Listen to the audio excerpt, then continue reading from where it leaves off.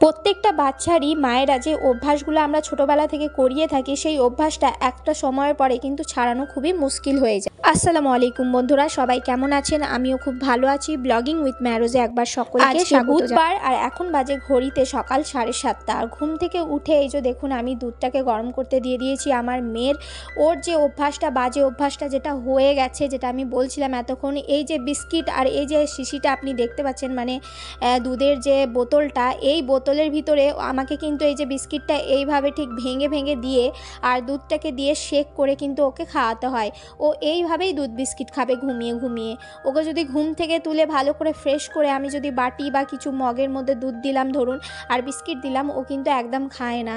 এই অভ্যাসটা কিন্তু ছোটোবেলা থেকে আমি করে ফেলেছি না, মানে 1 বছরের পর থেকে করে ফেলেছি যে অভ্যাসটা, সেই অভ্যাসটা আমি কিছুতেই চেঞ্জ করতে পারছি না। বন্ধুরা, আপনাদের কাছে যদি এই অভ্যাস ছাড়ানোর কোনো টেকনিক থাকে আমাকে অবশ্যই কমেন্ট করে জানাবেন। আমি এটা নিয়ে প্রচণ্ড অস্বস্তিতে ভুগছি। কেন, ওর বয়স এখন হয়ে গেছে 4.5 বছর। এখন কিন্তু এই শিশিতে দুধ বিস্কুট খাওয়া একদমই মানায় না। যেহেতু বাচ্চার খিদে পেয়েছে আর খিদেটা ওর এত জোরেই পেয়েছে যে খুবই কান্না করছে, খাওয়াতে তো হবেই। তাই আমি মা হয়ে তো না খাইয়ে পারি না, তাই জন্যই আমাকে খাওয়াতে হচ্ছে। আর এই দেখুন দুধটা এতটাই পরিমাণ গরম হয়ে গেছে যে আমাকে ঠান্ডা করতে দিতে হচ্ছে। তাই একটা গ্লাসের মধ্যে অল্প পরিমাণ জল নিলাম। সামান্য পরিমাণ জলের মধ্যে কিন্তু আমি বোতলটাকে এইভাবে ঢুকিয়ে মানে বোতলটাকে এইভাবে রেখে দিলাম, এই যাতে একটু ঠান্ডা হয়ে যায়। তো এটাকে সাইডে রেখে কিন্তু আমি এবারে দুধটাকে ভালো করে ফুটিয়ে নিচ্ছি। বাকি দুধটাকে ফুটিয়ে আমি রেখে দেবো। তো আজকে কি রান্না করব চলো তোমাদের সাথে শেয়ার করি। এই যে তোমাদের দাদা ভাই সাপ্তাহিক বাজার নিয়ে চলে এসেছে। আমাদের সবজি বাজারটা কিন্তু সাপ্তাহিকভাবেই করা হয়, মানে সপ্তাহে 7 দিনের বাজারটা একদিনেই তোমাদের দাদা ভাই করে নেয়। তো এখানে এই যে উচ্ছেটা তোমরা দেখতে পাচ্ছ, এটা হচ্ছে আমাদের গাছের উচ্ছে, ফ্রেশ উচ্ছে। তো উচ্ছেটা কত সুন্দর লাগছে তোমরা দেখেই বুঝতে পারছো। আর এই যে এদিকে আরও কি সবজি তোমাদের দাদা ভাই এনেছে সেটা আমি তোমাদেরকে দেখিয়ে দিচ্ছি। এখানে এই যে আছে চিচিঙ্গে, আর আছে এখানে একটা বড় সাইজের লাউ এনেছে। এই লাউটা কিন্তু খেতে খুবই ভালো লাগে। আর এখানে আছে পটল, আরও কি সবজি আছে সেগুলো সমস্ত কিছুকে আমি একে একে বার করে নিচ্ছি। কেন, প্লাস্টিকের ভিতরে আজ 2 দিন ধরে কিন্তু আমি এটা ফ্রিজে রেখে দিয়েছিলাম, যেটা আমার বার করা হয়নি। তো আজকে আমি সেটাকে বার করলাম, ভাবলাম ভালো করে পরিষ্কার করে রেখে দিই আমি।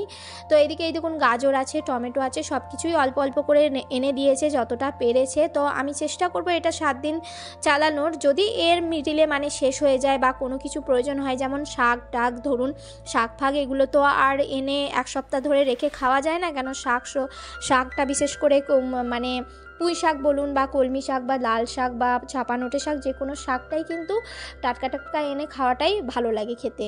তো আমি আজকে ভেবে নিয়েছি চিচিঙ্গে রান্না করব, তাই চিচিঙ্গেটা বার করলাম আর বাকি সমস্ত কিছুগুলোকে কিন্তু আমি প্যাকেটের মধ্যে ভরে দিলাম। আর এই যে চিচিঙ্গে আর উচ্ছেটা আজকে রান্না হবে, আর যেটা আমার শাশুড়ি মাকে আমি দিয়ে আসবো, উনি কিন্তু আমাকে ভালো করে কেটে বেছে দেবেন।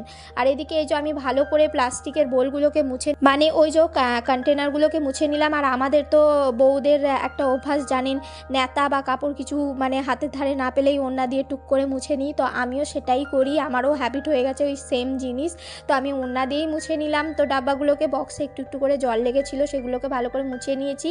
আর একটা বক্সের মধ্যে আমি লিখে দেবো লঙ্কা, এখানে কাঁচা লঙ্কা।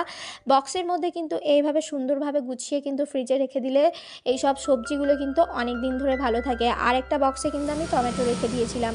আর এদিকে এই যে আলু, এদিকে উচ্ছে, আর এদিকে এই যে চিচিঙ্গা, এগুলো সব যাবে আমার মানে শাশুড়ি মার কাছে। তো শাশুড়ি মার কাছে দিয়ে এসেছি ওগুলোকে কাটতে। আর ফ্রিজ থেকে নিয়ে চলে এসেছি এই যে গরুর মাংস ছিল টুকরো টুকরো করে কাটা। আর এই হাঁড়ির মধ্যে আছে আমি গরুর মাংসকে গরম করে রেখে দিই, মানে জাল দিয়ে রেখে দিই। তো সংসারের কাজ তো হতেই থাকবে, তার আগে একটা ইম্পর্টেন্ট কাজ আছে, যেটা হচ্ছে কাপড়গুলোকে সমস্ত কিছু রোদে দেওয়া। আজ অনেক দিন পরে রোদ উঠেছে আমাদের এখানে। আর এই যে কাপড়গুলো সমস্ত ভিজে আছে, যেটা গতকাল তার আগের দিন 2 দিন আগে ধরে আমি এগুলোকে করছিলাম, মানে রোদে দিতে পারিনি, সেগুলোকে রোদে দিয়ে এলাম। আর সেই ফুটেজটা আমি আপনাদের দেখাতে পারিনি, কেন আমি একা হাতেই সব কিছু করি, তাই সম্ভব হয়ে উঠলো না যে ছাদে আমি ফোনটা নিয়ে গিয়ে ক্যামেরা করব বা কি। আর আমার ট্রাইপডও নেই ভালো একটা যে আমি আপনাদেরকে ভালোভাবে ক্লিয়ার দেখাবো।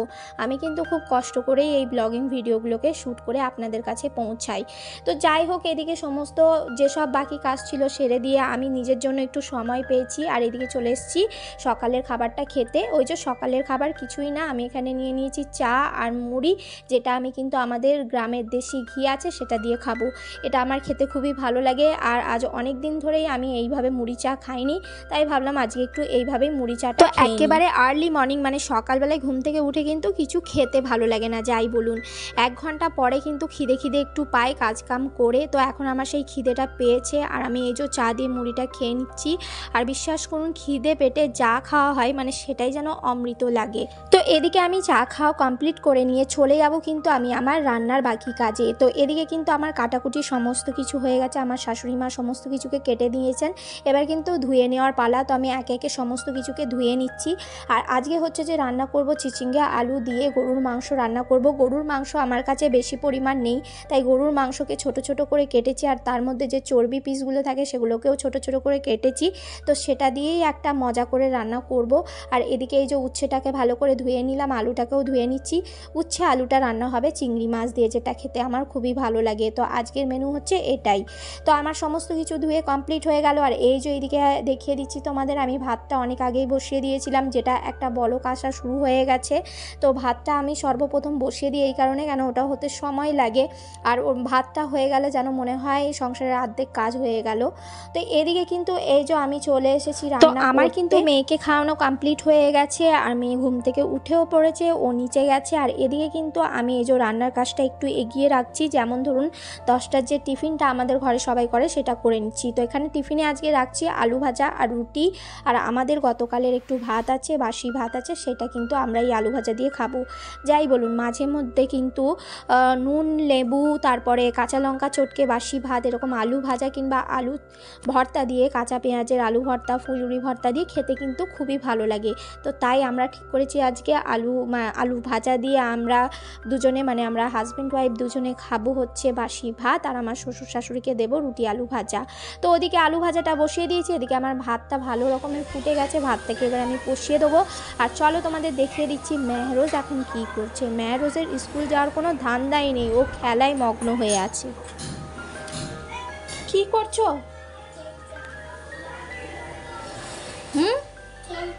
তো তোমরা দেখতেই পেলে মেহরোজ খেলতে লেগেছে। তো যাই হোক, ও একটু খেলে নিক, আমি ভাবলাম ও খেলে নিক, আমি ততক্ষণে 10টার খাবারটা করে নিই, তারপরে ওকে গোসল টোসল করিয়ে রেডি করাবো। তো এদিকে চাটুটা বসিয়ে দিয়েছি, ভালো করে নেতা দিয়ে পরিষ্কার করে নিলাম। তারপরে এদিকে এই যে আমার আটা তো মাখা হয়েই গেছে আর আমি এদিকে বেলনি নিয়ে নিয়েছি। আর এদিকে যেহেতু আমি আমার শ্বশুর শাশুড়ির জন্য রুটি করব, তো ওনাদের মতো করেই আমি কিন্তু রুটিটা করে নিচ্ছি। আমরা দুজন আজকে রুটি তো খাবো না, ভাত খাবো, তাই ওনারা যতটা পরিমাণ খান ওনারা দুটো করে খান বা কখনো 1.5খানা করে খেয়ে নেন। আসলে 10টার খাবার তো বেশি খেতে পারেন না, মানে অল্প করেই খান, আবার দুপুরে ভাত খাওয়া থাকে, তাই যেন একটু চাপাচাপি হয়ে যায়, তাই ওনারা বলেন একটু অল্প করেই করতে।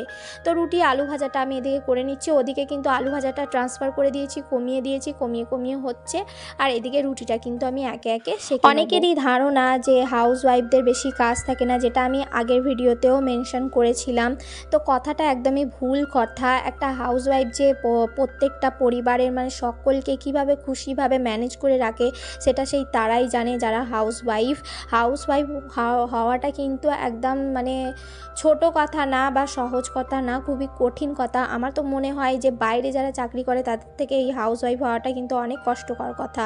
তো এইদিকে কিন্তু আলু ভাজাটা যাই হোক হয়ে গেছে, আমার আলু ভাজাটা উল্টে পাল্টে দিচ্ছি, ভালো করে একটু লাল লাল করে ভেজে নেবো।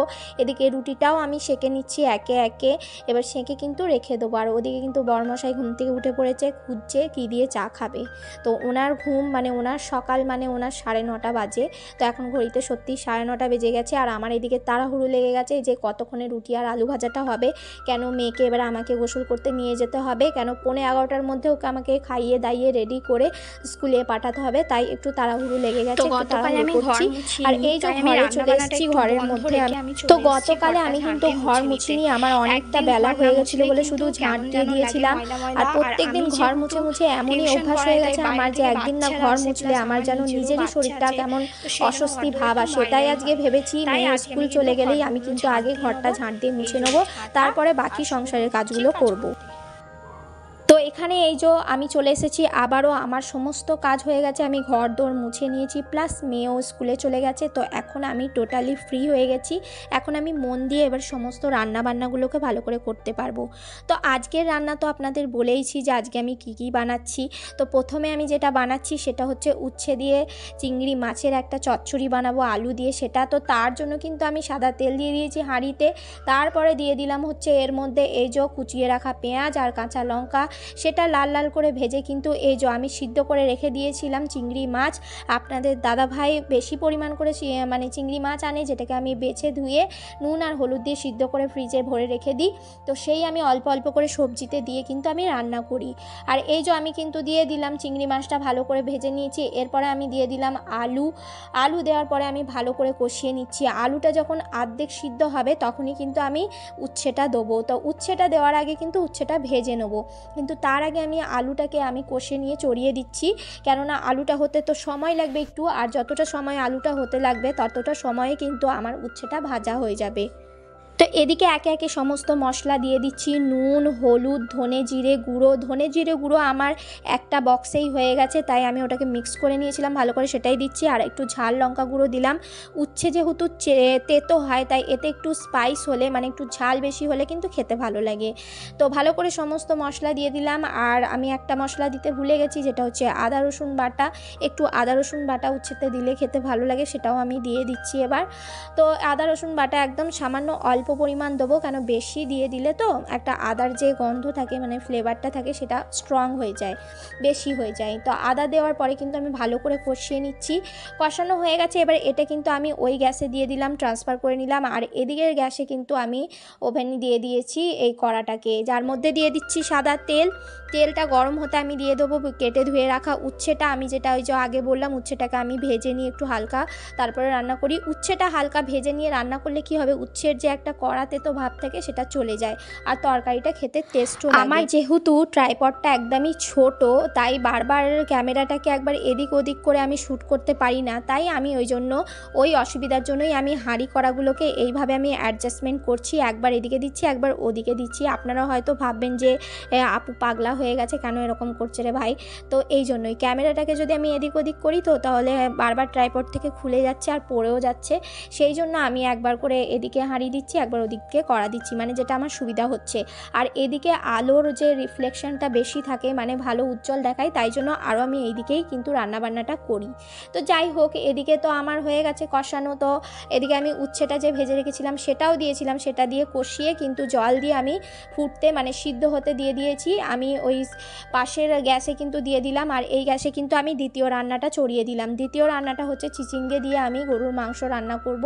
তো যার জন্য আমি কিন্তু বকরিদের আমি চর্বি ফ্যাট যেটা হয় সেটা কিন্তু আমি ফেলি না, সেটা আমি স্টোর করে রেখেছিলাম, মানে জাল দিয়ে দিই আর কি, যে চর্বিটা হয়। তো সেই একটু দিয়ে দিয়েছি, তার সঙ্গে সামান্য একটু সাদা তেলও দিয়েছি। এরপর দিয়ে দিয়েছি এখানে কিন্তু পেঁয়াজ কুচি দেওয়ার পর পেঁয়াজটা ভালো করে ভেজে নিয়েছি। আর এই যে টুকরো টুকরো করে কেটে রাখা গরুর মাংসগুলোকে দিয়ে দিচ্ছি। সত্যি বন্ধুরা আমি কি বলবো, মানে আমাদের এই নিম্ন মধ্যবিত্ত পরিবারে সবসময় তো আর মাছ মাংস হয়ে ওঠে না, কিন্তু এইভাবে যদি অল্প পরিমাণ মাংস দিয়ে এরকম করে যদি রান্না করা হয়, মানে এইভাবে অ্যাডজাস্টমেন্ট করে যদি রান্নাবান্নাটা করা হয়, বিশ্বাস করুন বন্ধুরা খেতে কিন্তু খারাপ লাগে না, খুবই ভালো লাগে। আপনারা চেষ্টা করে দেখবেন, আপনারা যে যেখান থেকে আমার ভিডিওটা দেখছেন আপনারা এইভাবে রান্না করে দেখবেন, আর তারপরে আমাকে কমেন্ট করে জানাবেন কেমন লাগছে। তো পেঁয়াজের মধ্যে মাংসটা দিয়ে আমি ভালো করে কষিয়ে নিয়েছি। এবার একে একে সমস্ত মশলা দিচ্ছি। ডেলি ইউজের মশলা যেটা হয় সেইগুলোই আমি এখানে ইউজ করি, আমি আদার্স কোনো মশলা ইউজ করি না। যেমন ধরুন হলুদ গুঁড়ো, লঙ্কা গুঁড়ো, ধনে গুঁড়ো, জিরে গুঁড়ো, নুন, যেগুলো মাস্ট লাগেই তরকারিতে, একটা মানে তরকারি রান্না করার জন্য। আর এখানে এই যে আধখানা টমেটো ছিল সেটাকে কুচি করে দিচ্ছি। টমেটোর একটু যে টক ফ্লেভারটা হয় সেটা যদি চিচিঙ্গের মধ্যে যায় খেতে ভালো লাগে। আমার শ্বশুরমশাই আবার টক খেতে পছন্দ করেন না, কিন্তু টমেটো একটু অল্প দিয়ে একটা সবজিতে যদি টমেটো দেওয়া হয় তার টেস্টটা কিন্তু দ্বিগুণ বেড়ে যায়। তো এদিকে আমার মাংসটা ভালো করে আমি কষিয়ে নিচ্ছি, আর জল কম ছিল বলে সামান্য জল দিয়ে দিলাম, জল দিয়ে আরও ভালো করে কষিয়ে নিলাম। এরপরে এবারে কিন্তু আমি ঢাকনাটা মুড়ে দিয়ে কিন্তু বেশ আমি সিটি দিয়ে নেবো, এখানে 3 থেকে 4টে সিটি আমি দেবো। তো এখানে সিটি তো আমার দেওয়া হয়ে গেছে, আর আমি এটা খুলেও নিয়েছিলাম, মানে ঢাকনাটাকে। আর গ্যাসটা অফ ছিল, গ্যাসটা আবারও আমি অন করলাম, ভালো করে একবার নাড়িয়ে দিলাম মাংসটাকে। এরপরে কিন্তু কেটে ধুয়ে রাখা এই যে চিচিঙ্গা আর আলু যেটা আছে সেটাকে আমি এর সঙ্গে মিক্স করব, মিক্স করে ভালো করে কষাবো। তো আমি কিন্তু রান্নাটা এইভাবেই করি, আপনারা চাইলে ডাইরেক্টও করতে পারেন মাংসর সাথে, যেহেতু মাংস ছোট ছোট কাটা ছিল। কিন্তু আমাদের ঘরে আবার সবাই মাংস একদম মানে ওয়েল কুকড খেতে ভালোবাসে, মানে একদম নরম খেতে ভালোবাসে, মানে হাতে ছাড়াবে, ওনারা দাঁতে ছাড়াবেন না। তো সেই জন্য আমাকে এইভাবেই করতে হয় রান্নাটা, না হলে কিন্তু আমি একসাথে করলেও হতো, আমার অসুবিধা হতো না। তো এখানে আমি চিচিঙ্গে আলু তো দিয়ে দিলাম, এবার ভালো করে কষিয়ে নিচ্ছি। ভালো করে কষিয়ে নিয়ে কিন্তু আরও একবার চেক করে নেবো নুন বা কোনো মশলার ঘাটতি আছে কি না। যদি ঘাটতি থাকে তাহলে সেটা আমি দিয়ে দেবো, দিয়ে সামান্য জল দিয়ে কিন্তু এটাকে একটা সিটি দেবো। আমি কিন্তু আর বেশি সিটি দেবো না, কেন এই যে চিচিঙ্গে আর আলু বলুন, যেহেতু বেশি বড় বড় করে তো কাটা না, তো একটা সিটি দিলেই কিন্তু এটা ভালোভাবেই গলে যাবে। একের বেশি সিটি দিলে কি হবে, একদম গলে ছাতু হয়ে যাবে। তো আজকের মতো আমার রান্না বান্না তো সমস্ত কমপ্লিট হয়েই এলো। তো আজকের ব্লগিং ভিডিওটা আমি এখানেই শেষ করছি। আর আপনাদের যদি আমার ব্লগিং ভিডিও ভালো লেগে থাকে তাহলে অবশ্যই কমেন্ট করবেন, লাইক করবেন, শেয়ার করবেন, আর নতুন থাকলে চ্যানেল